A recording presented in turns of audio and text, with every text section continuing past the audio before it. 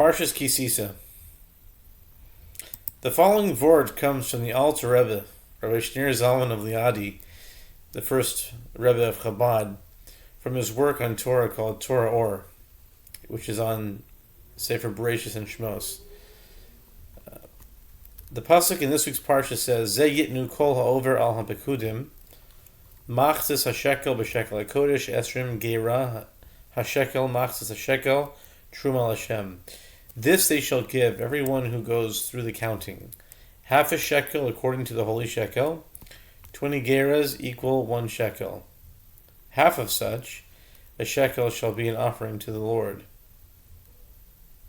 Exodus 30:13. Ze yitnu kol ha'over al ha'pekudim. This they shall give everyone who goes through the counting. During their sojourn in the desert, several census counts were made of the Jews. In this week's Torah portion, Tisa, we read of God's instruction to Moshe that in taking such a census, the Jews should not be counted directly. Instead, each person contributed a half shekel coin, as one by one they filed past the census takers. These coins were then tallied to yield the census. The relevant verse reads, "This is what they shall give. All who pass by the census takers shall give a half a shekel of the holy shekel." The shekel is 20 gera, a unit of currency. Half a shekel is the offering to God. The Torah stipulates that, as we should expect for such a census to work, each person was to contribute exactly the same amount. A half a shekel was thus the uniform contribution for every Jew, rich or poor. In addition to its plain meaning, the above can be understood metaphorically as a reference to the lowest common denominator expected of every Jewish person in his or her service of God. Her husband is known at the gates. Proverbs 31:23. Love and fear of God are heavenly gifts. It is written, "Her husband is known at the gates," because the Hebrew word for gates, sha'arim, is similar to that for allotment, sha'ar or sha'er, assessment. This verse is often the object of a play on words, by which it can be understood as meaning her, meaning the Jewish people's husband, God, is known to any given person according to the amount of effort he or she expends and the capacity of his or her soul. Jewish mysticism associates the concept of a husband with transmission of influence and that of a wife with receiving that influence. The point for our present purposes is that God is said to be the husband of the Jewish people.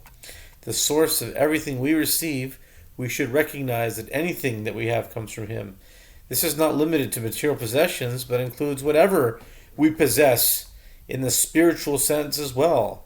Any true love for God or fear of God, which one may possess, is actually granted us from above as a gift from heaven. It is a gift bestowed upon each person in proportion to the degree of effort he or she expends in seeking out and preparing for these gifts through love and fear of God, as well as Torah study and mitzvah observance. These four factors are considered gateways to knowledge of God, and are what is meant by "her husband is known at the gates." In accordance with the degree to which the person has traversed these four gateways, they correspond to the four letters of the Tetragrammaton, God's unpronounceable name.